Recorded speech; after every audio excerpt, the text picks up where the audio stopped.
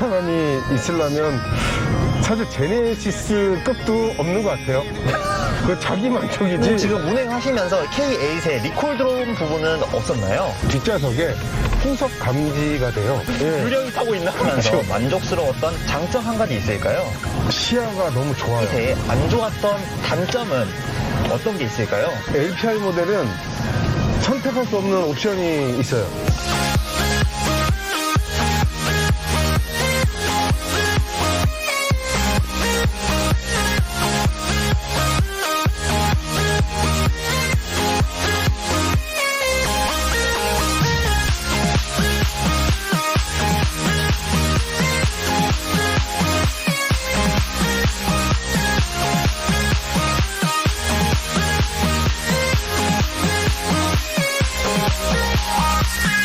구독, 좋아요. 차주님과 함께하는 내 차, 내 차를 소개합니다. 안녕하세요, 태용팀입니다. 안녕하세요, 차주입니다. 그럼 지금 시작하겠습니다. 오늘 차량은 기아의 K8 3.5 LPG 노블레스 풀옵션 모델입니다. 최고 출력은 240마력, 최대 토크는 32토크, 연비는 리터당 8km인 오늘 차량 기아의 K8. 차주님, 간단하게 소개 부탁드리겠습니다. 안녕하세요, K8 차주입니다. 반갑습니다. 반갑습니다. 오늘 차량은 K8인데 이 차량은 어떻게 출고하게 되신 건가요? 이 차는 처음에 바로 생각하고 있었던 게 아니고요. 사실은 이 차 모델 전에 제네시스 G80 그 신모델을 보고 있었거든요. 우연찮게 제가 K8 동호회 거기 가입을 해서 이렇게 회원으로 있다가 어느 날 갑자기 K8 시승차가 나온다 그래서 수원 올덴 모빌에서 그 행사를 한번 한 적이 있어요. 그래갖고 그날 참여를 해갖고 K8 그 풀옵션 차량을 운행해보고 나서 순간 마음이 들어서 그냥 확 결정을 바꿨어요. K8로 출고하기로. 그렇게 해서 뽑게 됐습니다. 예. 이 차량의 출고가는 얼마인가요? 이거는 지금 LPI 모델로 풀옵션 해서 4,270만 원 정도 합니다. 어떤 방식으로 출고하셨나요? 이 차량은 법인 장기 렌트 차로서요. 48개월 한 달에 월 납입료 81만 3천 원에 출고하게 됐습니다. 81만 3천 원이요? 예. 지금 어떤 일을 하고 계시나요? 저는 회사 다니고 있습니다. 회사원입니다. 평범한 회사원이십니까? 예, 회사원입니다. 만족스러웠던 장점 한 가지 있을까요? 처음에 제일 만족스러웠던 게 시야가 너무 좋아요. 기본 승용차들이 전면 시야가 안 좋은데 이 차가 그 3세대 플랫폼을 적용했다 그래서 막상 승차해보면 다른 차들보다 좀 낮은 감은 있는데 이 K8 차량은 특히 시야가 되게 편해요. 그래서 운전하기가 승용차 치고는 그렇게 어렵지 않습니다. 그 전에 탔던 차량은 어떤 차량이었나요? 이 전에 소나타 DN8 모델 한 2년 정도 운행했었습니다. 그것도 네, 그것도 법인채 장기 렌트였습니다. 네. 회사가 아주 좋은 회사인 것 같습니다. 그럼 반대로 예. 기아 K8의 안 좋았던 단점은 어떤 게 있을까요? K8이 그 트립이 4가지 종류가 나오거든요. 가솔린 3.5, 2.5, 그리고 하이브리드 이렇게 LPI 모델이 있는데 이 LPI 모델은 선택할 수 없는 옵션이 있어요. 특히 그 전자제어 서스펜션이 이건 뭐 하고 싶어도 못하는 부분이라 제가 실제로 그 시승했을 때 3.5 전자제어 서스펜션을 그 장착한 모델을 타봤는데 이 블록 이렇게 넘어가는 그 구간이 정말 너무너무 좋았거든요. 근데 이 LPI 모델은 그게 적용이 안 돼서 좀 가장 아쉬웠습니다.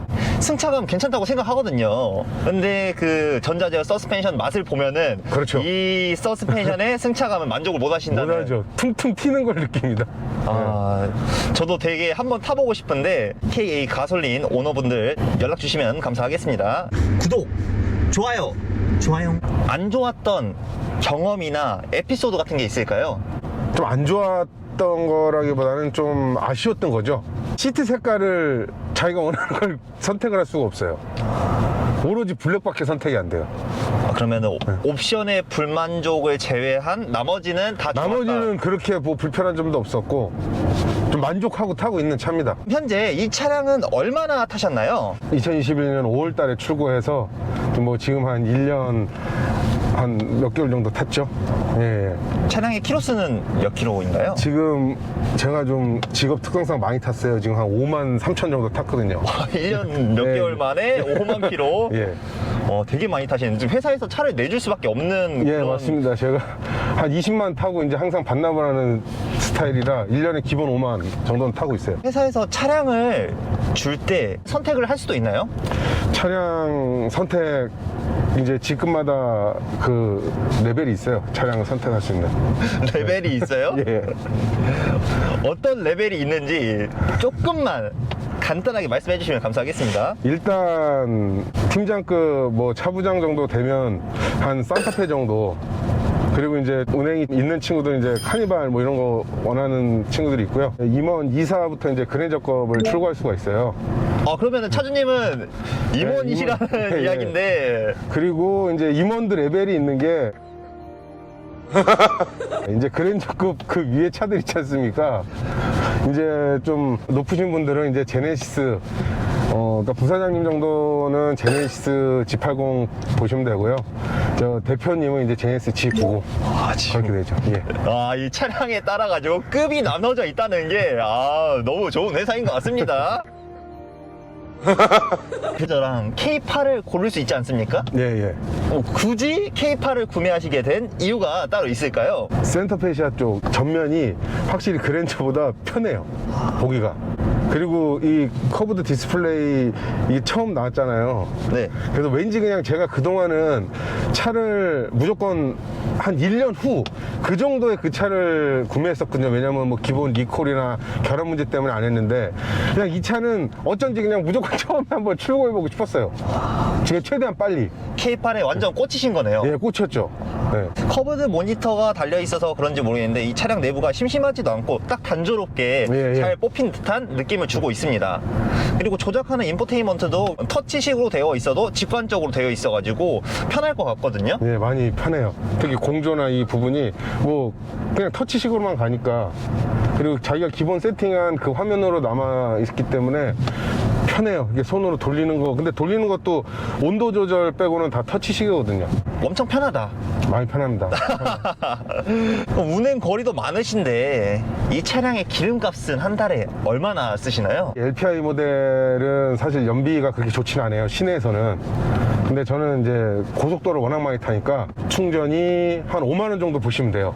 고속도로 운행은 5만 원 만 충전했을 때 한 600km 정도 탄다고 보시면 돼요. 완충했을 때 600km요? 예, 그리고 이제 스마트 이제 연동된 저희 크루즈 컨트롤이 있거든요. 이게 그 HDA2라고 이제 뭐 가다 서다 스톱했다 가다 이 기능을 다 하거든요. 근데 그거 켜놓고 가면 연비 진짜 잘 나와요. 예. HDA2 때문에 네. 깜빡이를 켜놓으면은 알아서 자동으로 차선을 변경해준다는 소리가 있거든요. 네, 변경합니다. 네, 고속도로에서도. 저는 느껴보지 못한 기술이라서 이게 보시게 되면은 화면에 레이더망이 지금 전면에 있는 차만 잡는 게 아니라 양쪽 차선까지도 다 잡거든요.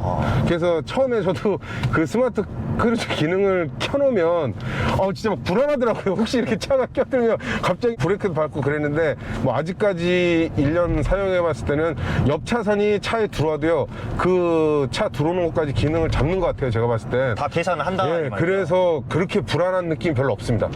그리고 이제 무조건 모든 길에서 되는 건 아니고요. 88 전용 도로나 그 자동차 전용 도로가 또 내비게이션이랑 연동이 돼서 그 구간에서는 정체 구간 때 정지했다가 가다 와다 서다 이거를 계속 무한적으로 반복을 해줘요.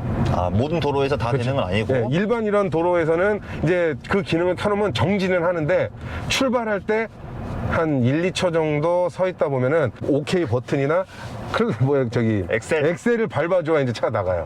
네. 차주님이 설명을 너무 잘해주셔가지고 감사드리면서 다음 질문으로 넘어가 보도록 하겠습니다. K8을 타면서 제일 만족스러웠던 장점 몇 가지 말씀해 주실 수 있을까요? 이 차량의 첫 번째 장점. 네, 첫 번째 장점은 제가 장거리 운행을 좀 많이 하다 보니까 음악 듣는 사운드 쪽에 좀 신경을 많이 쓰고 있거든요. 근데 소리가 좋다. 이게 그 메리디안 시스템이 이번에 K8에 좀 적용이 됐어요. 근데 이 메리디안 시스템이 기존에 그 현대차는 이제 보스 사운드를 많이 쓰거든요. 네. 근데 보스 사운드 같은 경우는 이제 쿵쾅쿵쾅 이렇게 뭐 이렇게 신나는 음악을 즐기시는 분들한테는 굉장히 좋은데, 이 메리디안 사운드는 전체적으로 분위기가 좀 조화가 잘 돼 있어요. 그래서 이게 옵션이 이게 80만 원인가 그 정도 되는데, 사실 메리디안 옵션은 이 차를 뽑으실 때 꼭 선택하셨으면 좋겠어요. 그 음질의 차이가 좀 너무 극명하게 나거든요. 그래서 요즘 이 메리디안은 뭐 랜드로버나 제규어도 지금 막 다 메리디안 많이 적용한다고 하더라고요. 두 번째 장점 있을까요? 회사 업무용으로도 많이 쓰지만 이제 주말에는 이제 가족들하고 뭐 그날 나들이도 다닐 수 있거든요.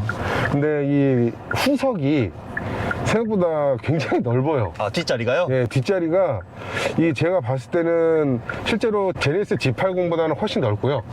아마 지금 그랜저급 중에서는 G90이나 K9을 제외하고는 가장 넓다고 볼 수 있습니다.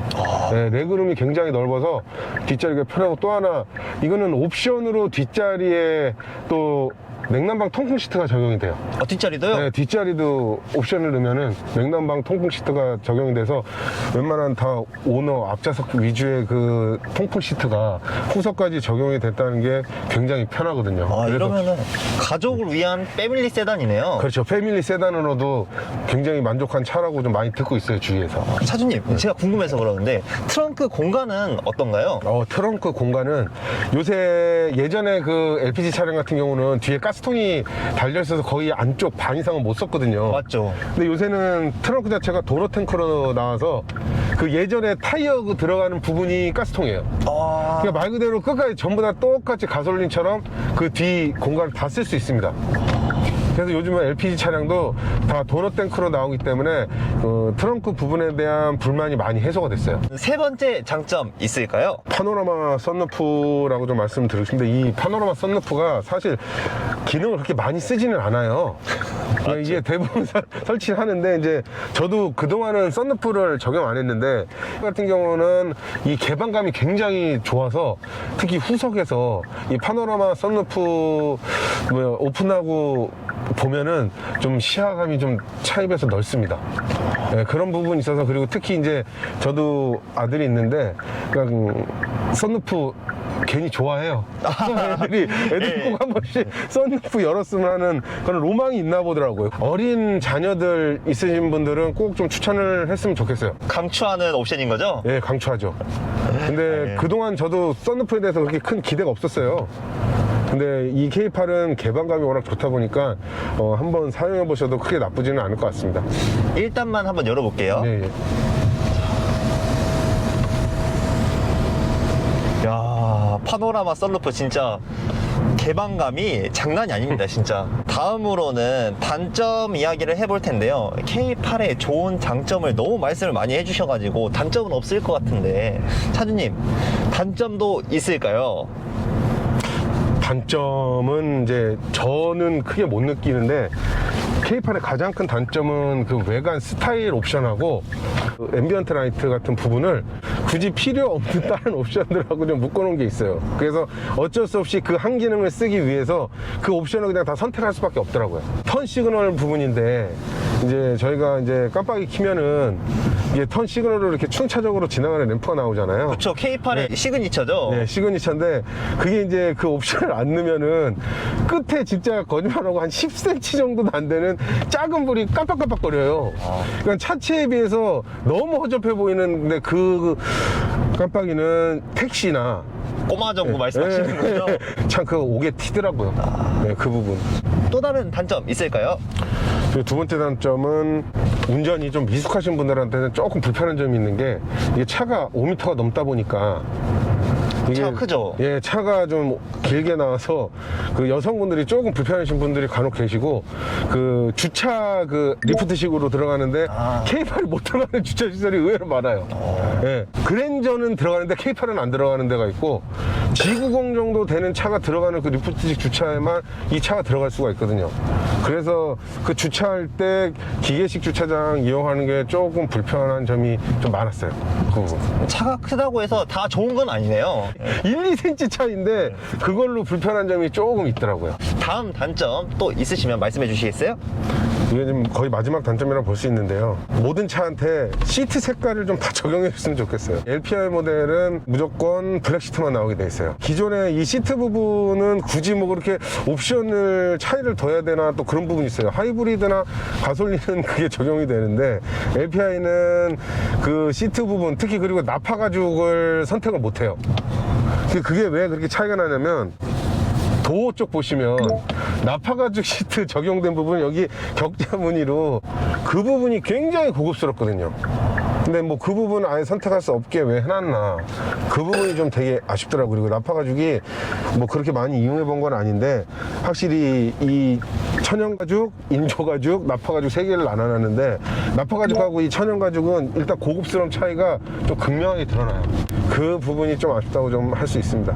또 다른 단점은 없을까요? 이건 뭐 단점이라고 할 수는 없는데 사실 그 앰비언트에 대해서는 그 벤치나 이런 부분이 되게 좀 화려하고 진짜 뭐랄까 좀 아, 그렇죠. 네, 그 멋이 나거든요. 근데 이 K8은 앰비언트가 뭐 좀 약해요.